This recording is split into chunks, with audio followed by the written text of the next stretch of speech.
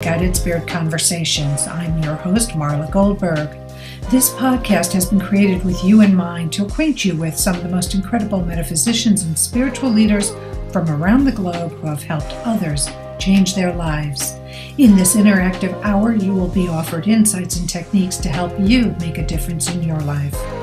Don't forget to subscribe to the show on your favorite listening platform. And here we go, on to the show. One of my favorite people, and she is an energy healer and an intuitive and an animal communicator.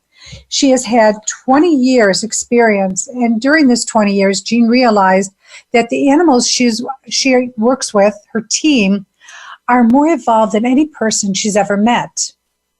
They have sentience, wisdom that eclipses any human, as well as advanced healing abilities. She calls these animals her watchers.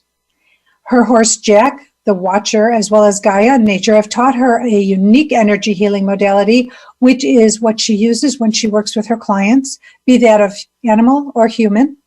And she calls it the Gaia connection. Welcome, Jean. How are you? Thank you, Marla. Thank you so much for having me on. I really appreciate it. I'm so happy to have you back here. And I know the first one didn't go because, again, technical difficulties. But I'm so grateful that you're here. And thank you. That you could share your information with everyone. So let's talk about, you don't believe that you were raised with cognitive abilities, and it's something that came to you later in life. Would you share your story?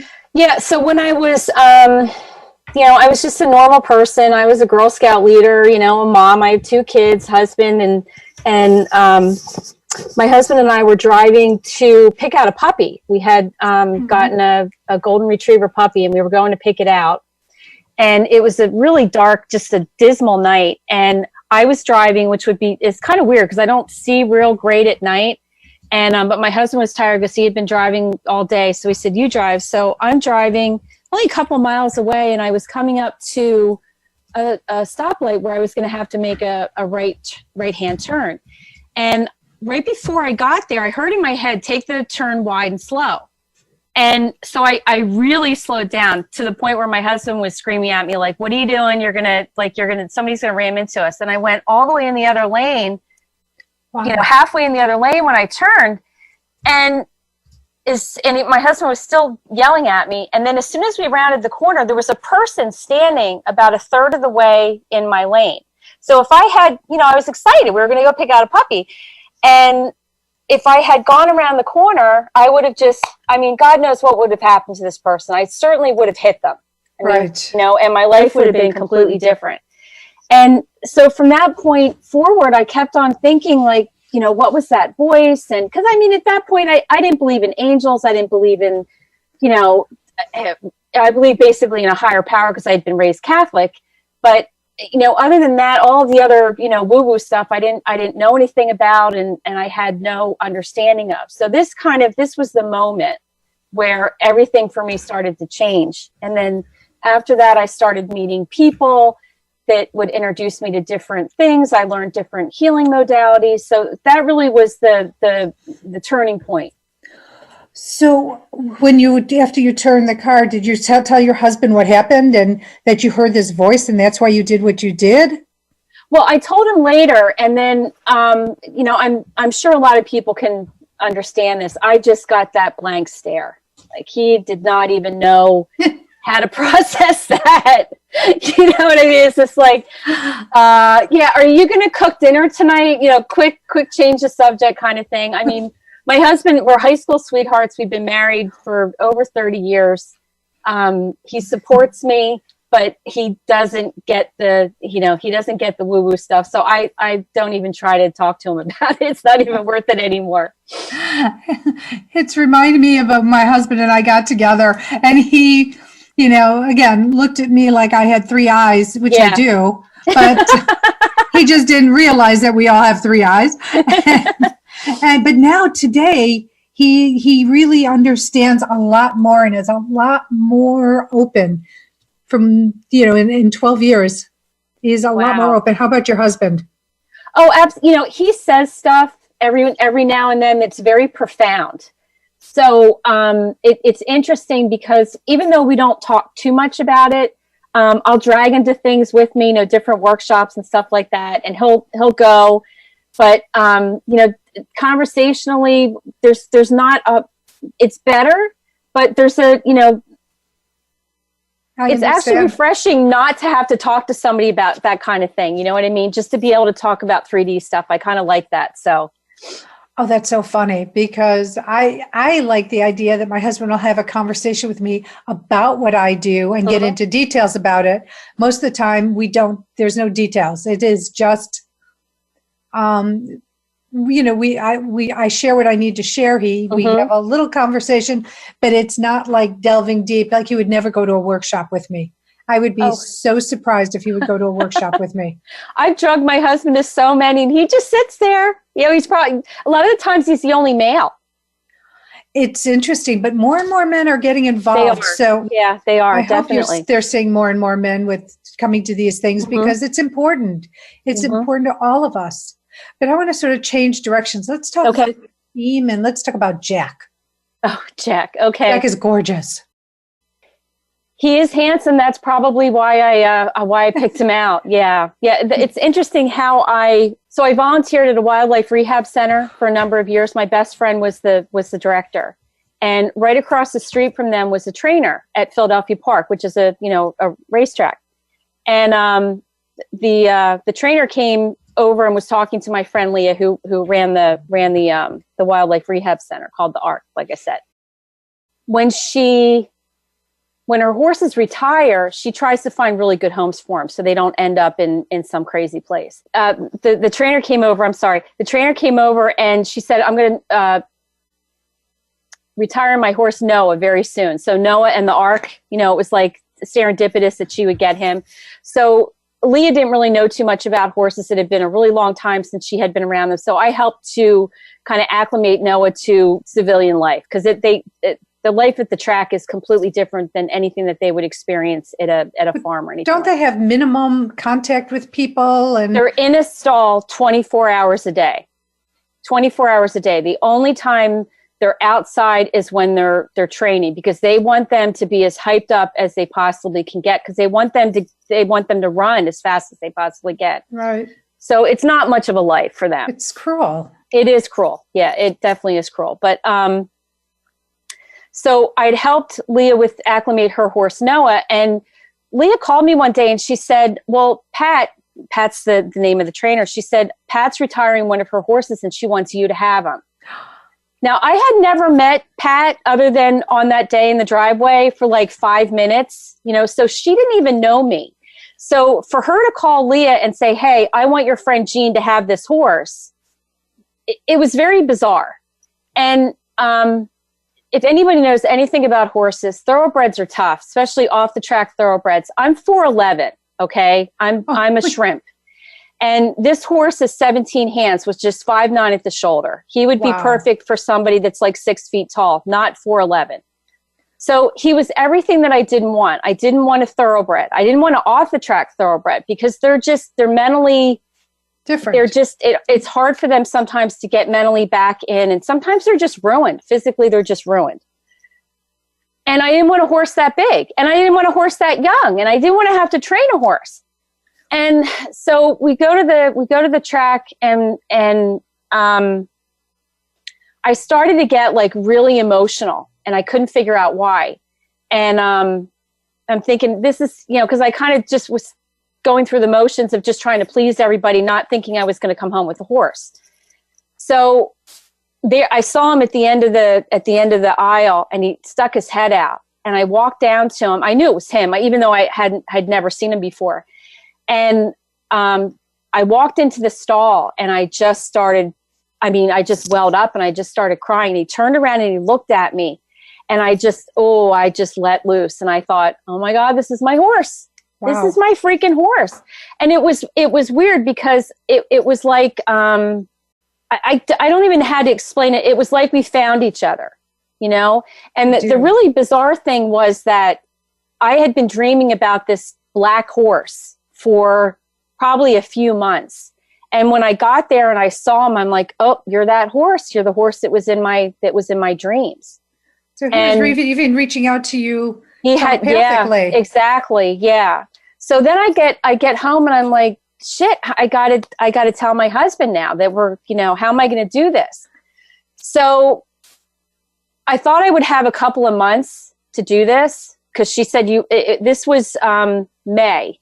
And she said, I'm not going to retire him until September. So I thought, all right, I have all this time. I could, to figure it out, save up money, blah, blah, blah. And she calls me a couple weeks later and she said, he's got to be out of here by June 17th. Ooh.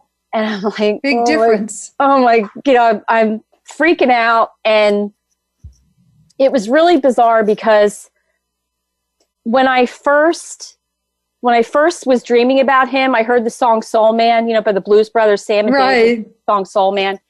And so when she called me, I had to pull over because I was in my car, when she called me and said, you have to come and get him in by the 17th of June, which was my mother's birthday, by the way. And she had passed, years ago. I started crying and I turned the radio on. Guess what song came on? Soul Man. I'm like, all right, everything's going to be okay. So I was trying to think, how can I break this to my husband? And so we were sitting on the porch and I went out and I bought wine and I was literally giving him mugs of wine. After he got pretty snickered. And he said, why are you drinking wine on a school night? And why are you giving me mugs of wine? So finally I just said, look, I have to tell you something. And, so I went through the whole story and he looked at me and he said, I know that having a horse is a dream of yours. I would never, ever, ever deny you a dream. And I was like, oh my God. Yeah. So it all turned, and that was, Jack's going to be 18 on Friday, on April 13th. So I've had him for 14 years.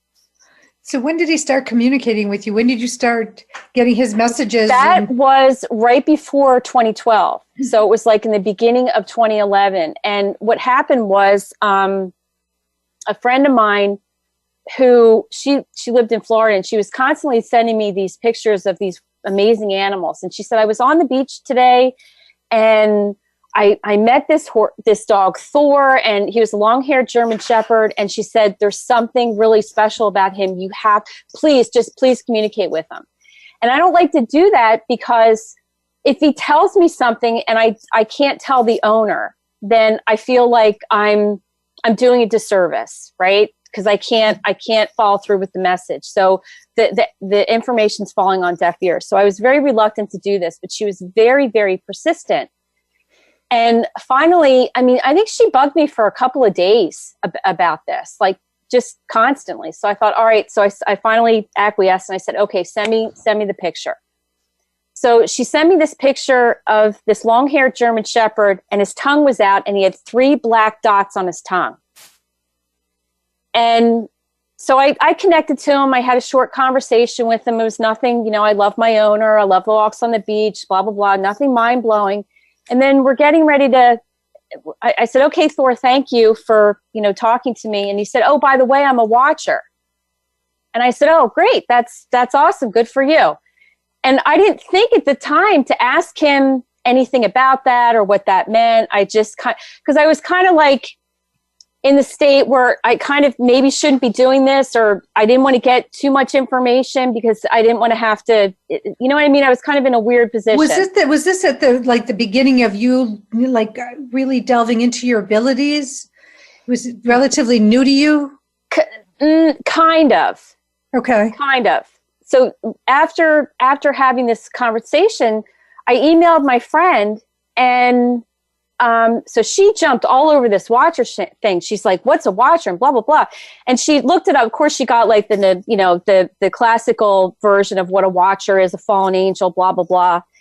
And a couple days later, I was at the farm because I can talk to Jack. You can ask Jack a question and he will shake his head yes or no. I mean, you can literally have a conversation with him and he'll answer. So I was standing there and I looked at him. There was a couple of people standing around and I just threw it out. I said, are you a watcher? And he started shaking his head, yes. And I thought, oh, great.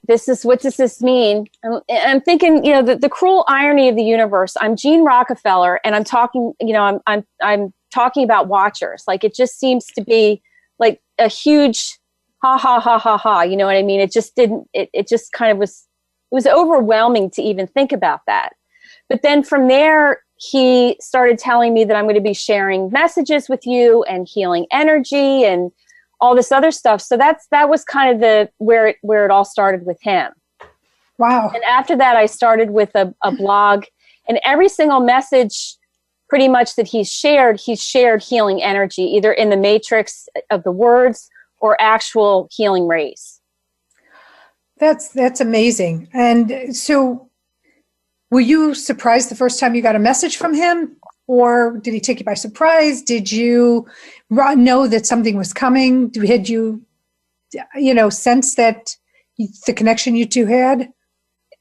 Well, just the bizarre way that we came together, that this woman called me up out of nowhere and said, I want you to have the horse. I mean, I knew that, it was quote unquote meant to be, but how profound that was going to be, I had no idea. And then when he said that I want you to create this blog and I'm going to give you, information. And I thought, all right, well, I'm going to set out a whole bunch of ground rules here, and this is how we're going to do it, and blah, blah, blah. And it was not like that. It was very, it was when the energy and the information needed to be shared. So I could have a message, every couple of weeks and then go silent for months. So he just had one about a week ago. Basically, the message was, pretty much people are keeping track because they don't have time to do anything else of what's going on planetarily, right? So what's happening is that the lioness is beginning to beginning to get her voice. And so we're literally entering the roaring 20s. And even though it's kind of starting off a little lame, it's going to start to get a little bit more hyped up as we go along. So he offered the golden ray of the lion to help to clear out some really old wounds. It helps to restructure your DNA. So in my newsletter, it's actually on Jack's Facebook page, which is Jack the Watcher. The latest message is on there. It's actually right below this, our conversation. Mm-hmm. So it's the post before that. And there's a lot of things that he shares on Facebook. Like I was out working with him one day in the field and a bald eagle flew overhead twice. So I quick grabbed my camera because that's a message to me. When it flies right over my head, then it's trying to get my attention. Right. And then just some other things. So it's a lot of sharing of energy from nature, because people don't realize how much nature shares energy with us. It's one of the reasons why I can do hands-on healing. I've been taught Reiki and all that other stuff. I taught Reiki for several years, but at my home, I have all of my cats, all of my dogs, my chickens, my 100-year-old trees in the backyard, and all of the birds that come in. So that's all of the energy that I'm tapping into tangibly. And this energy likes to work in a group. So if I were just doing hands-on healing, I don't have that group energy that I can tap into necessarily. The collaborative. Exactly. So it's not just, it's not just my animals, it's trees, it's wild animals. I very much became aware that wild animals have healing abilities. When I volunteered at the Ark, there was a little baby bunny. So there's this condition that rabbits get. It's called stargazing. And what happens is they sit back on their haunches, and then their head starts to tilt back. And then they know that they're probably not going to be alive for that much longer. And I forget what causes. I forget if it's I don't think it's a virus or a bacteria. I think it's like a protozoa or some kind of, what's the word I'm looking for? Well, anyway, it doesn't matter. So they know when this starts to happen that the animal probably isn't going to live that much longer. So they handed me this baby bunny and said, see what you can find out. See if there's anything that we can do to help this thing. So I took it out back where I could be quiet. I just had it in my hands. And all of a sudden, I felt like somebody was ripping energy out through my whole body, from the tip of my toes out through the top of my head. Ooh. And it was one of the most powerful experiences I had had to that point. And I started to, the rabbit started to communicate with me that it was taking my fear.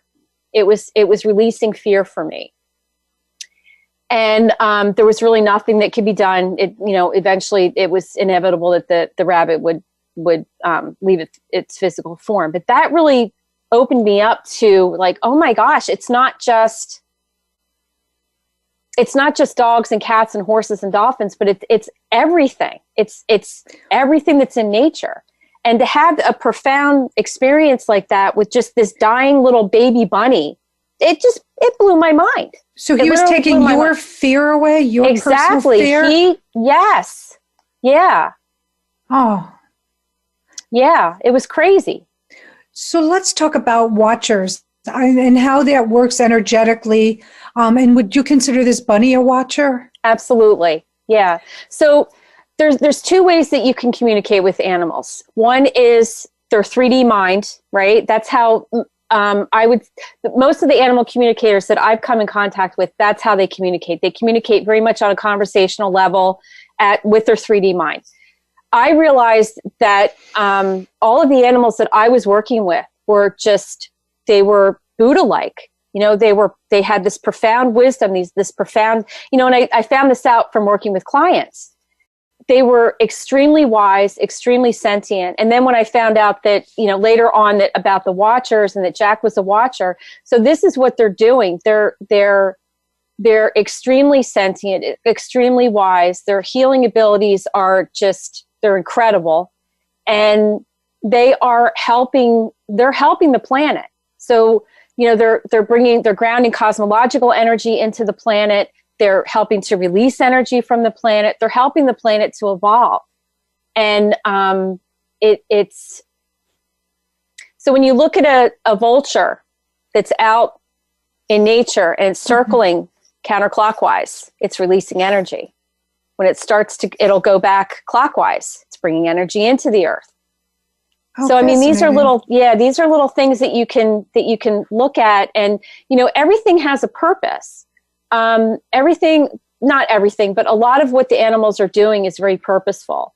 And, it's important to understand that they are here to help, not just, they're helping because we're the low ones on the totem pole, the humans, they're already way above us. They can already communicate telepathically and everything else. So in a lot of ways, they are far more advanced than we are.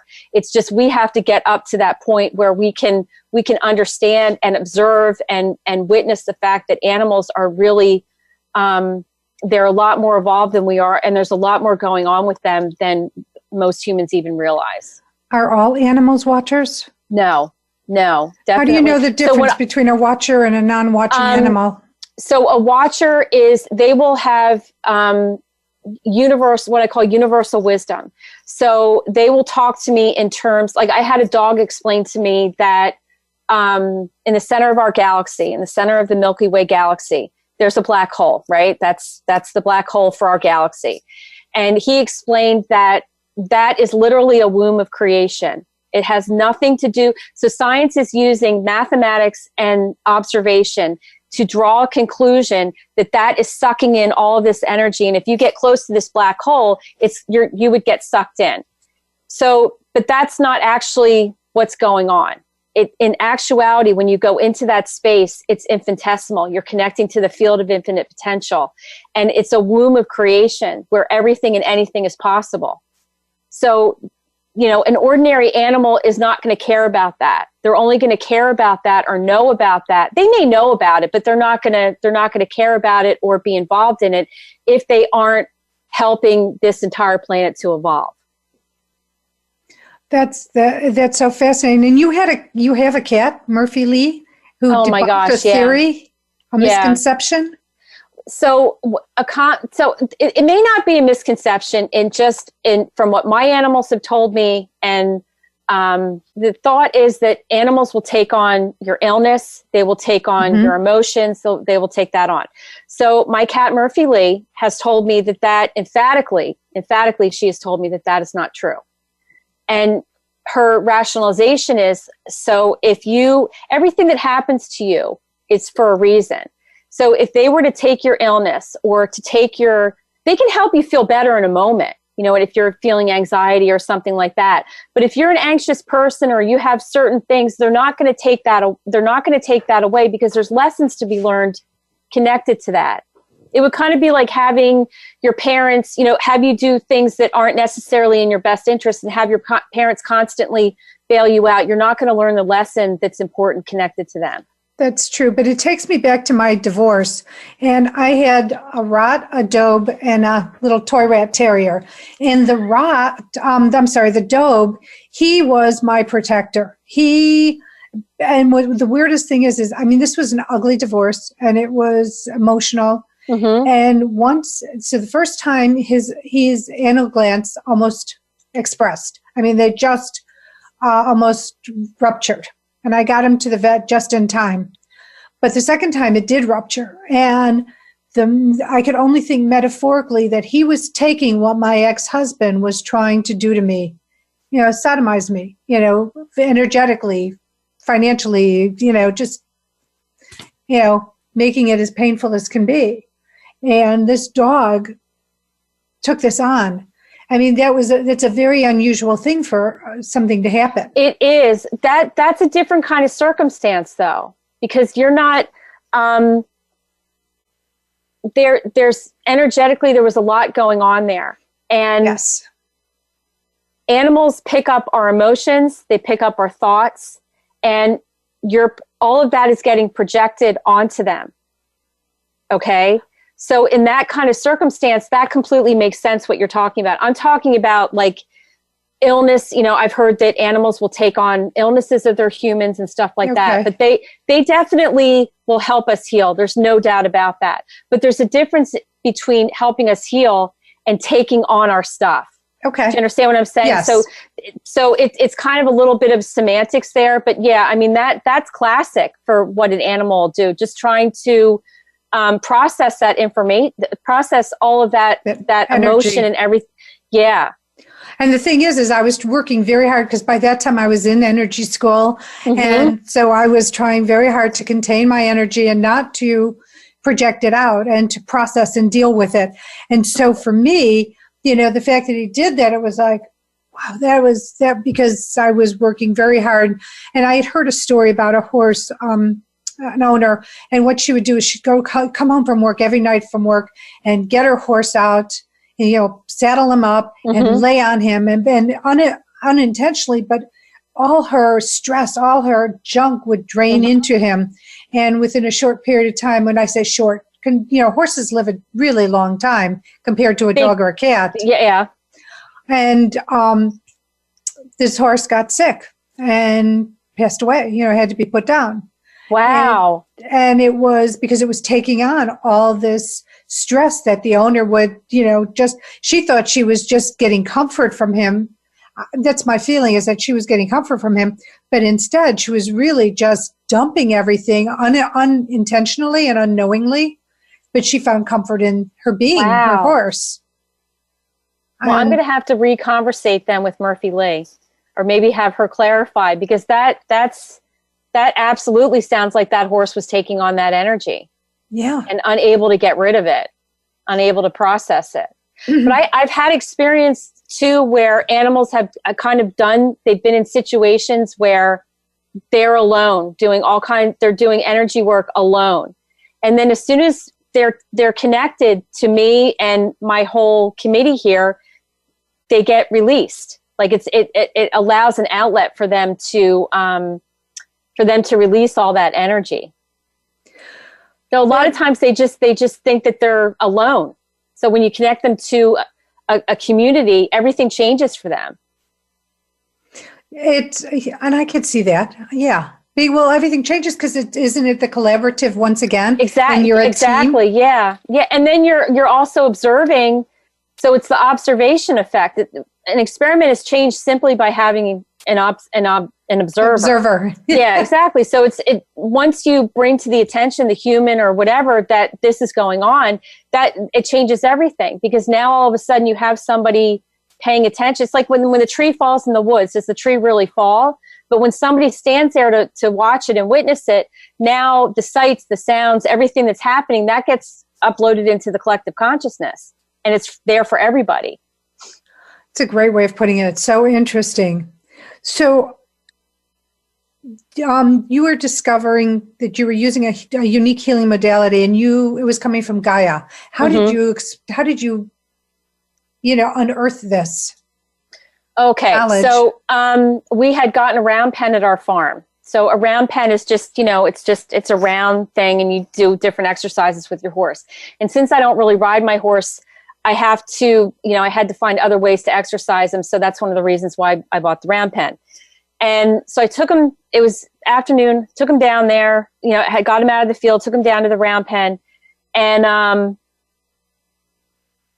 he started going around. And then all of a sudden he started galloping around, like just full on gallop around this, 30-foot round pen. And I couldn't get him to stop. I tried to run in front of him, and he has very good ground manners. So for him to do this, he had been in a round pen before, for him to do this was really bizarre. And I'm thinking, like, I'm standing there, I'm like, nobody's here. And my horse is like going nuts in the round pen. And I have no idea like how to stop him, because he's going to run me over. All of a sudden it felt like I got punched in the gut, and I dropped to my knees. And before I knew it, I was literally sobbing hysterically. And I have no idea how long that went on. And I stopped and I looked up, and Jack is just standing there staring at me. And I thought, yeah, we've had enough for the round pen today. Like, what's going on here? And then all of a sudden the wind kicked up. This whole flock of birds came out of nowhere. And I could just feel waves and waves of energy coming off of me. There's 20 horses on the property. 20 horses came galloping up to where we were. Wow. And I just kind of looked at Jack like, what's going on? And he said, you'll find out. You'll find out. This is the energy that you work with. So it was not only, a physical display, but it was also, physical with me, but it was also out in the environment with all of the trees and the wind and the horses and everything else. So I took him out of the round pen, took him up to a stall, put him in a stall. And I went out to get him a snack. I was gone 30 seconds, if that. Went out to my car, came back. I looked in the stall. He's shaking. He's drenched in sweat. He has a fever. I touched him. He's on fire. And I thought, I started to panic, because I thought, there's nobody here. Is he colicking? Am I going to have to take him to the hospital? I just started pacing in front of his stall. And he said, I'm fine. Just, hose me off. Give me like 15 minutes. I'll be fine. But he said, you're going to be feeling this for a couple of weeks. And so I took him out. I hosed him off. And he was right. I mean, within 15 minutes, this was gone and over with. But it came on so violently and so quickly. So it was a healing thing for him and for me at the same time. But he got over, because animals get over things super quick. They move through things super quick. Their conscious is so different. Yeah. But he said that, basically he was just displaying that was the energy. And I thought, God, that's pretty profound, and then the more I worked with it, the more, and just the subtleties of it, why I couldn't really do one-on-one stuff outside of my house, but I could do group things, or I could do stuff at the farm. And then it just started to become clear that I was working with nature and the planet, and not the Gaia just connection. Yeah, exactly. It's charity shout out time. So I want to talk about your charity, and your charity is called ARC Wildlife. ARC with 2 A's, AARC right. Wildlife. So let's talk about it and why this is your charity and why you're so passionate about it. Well, I mean, they really forced me to use my abilities. So they backed me into a corner, found out I was intuitive, found out I could, I was a healing facilitator, and they just took advantage of it. Tell us what this animal needs, tell us what that animal needs. So they really forced me to learn. And without them, I wouldn't have learned what I learned. And most importantly, I wouldn't have my horse. So I really owe them a lot as far as that goes. That's amazing. So they take in all kinds of wildlife? No, just wildlife that is from Pennsylvania. So they won't take, I mean, they had, bobcats there, and there was even a monkey there, but they eventually have to move on. So it's only wildlife that's indigenous to Pennsylvania. Okay. Yeah, I was bitten by a monkey wearing a pink dress. I will never forget that. Oh my God. We can talk about that another time. I couldn't process that in my brain. She looks so sweet, and then Yeah, exactly. Yeah, it was confiscated. So for more information about the ARC wildlife, you can look it up at www.aark.org. Okay, so I'm so excited to get into this. Schumann resonance. We were talking about the Schumann resonance. We were talking about the earth, how it's affecting not only humans, but the animals as well. Mm-hmm. And I'd love to continue this conversation. Sure. So I believe in the 50s, it was discovered that the earth actually had a frequency. And that was about 7.83 hertz. And the gentleman who discovered it his name was Schumann. So that's why they call it the Schumann resonance. And it's also considered connected to the ohm frequency. And for, decades, it was steady. It was just a steady 7.8 hertz. And then around 2012, it started to go up a little bit, started to go up to 8 to 9, go up a little bit more. And then recently, within the past couple of years, started going up to 15, to 20, to 30, to, I heard recently, I'm trying to think if it was the end of last year, the beginning of this year, it went up to 96. So if you think about it, we're supposed to be in tune with 7.8. Most of us have been in tune to that. And now all of a sudden we're getting these huge spikes in the earth. I checked today. Today was, it was in the, what did I tell you, 46? Yes, something 46, 48. Yeah, it was 46 with a 2 hours. So you get spikes. So it'll go up, it'll spike up to 46 and then it'll come right back down. But it spiked up to 46 and then it stayed at 30 for 2 hours, which is just crazy. So when you think about the consciousness of the planet right now, it's absolutely increasing. There's no doubt about that. And when you look at the Schumann resonance, that is indeed, that's substantiating that. And when you think about all the things that aren't going on right now, crime is down way low because everybody's in their house. Right. People aren't drinking alcohol. They're not going, they're not going out to bars and getting bombed. They're not, everyone's kind of, even though you may want to kill your husband right now, or your family or whatever, it's right. Like just from being locked issue. in. Yeah, it's different, but that's temporary. So a lot of, murder rates are down. All of those things, that in of itself is going to raise the consciousness of the planet. So right now, what we have going on, we have this window of co-creation where you can actually stare your thoughts right in the face. So really become mindful about what you're thinking, what you're feeling, what you want to create.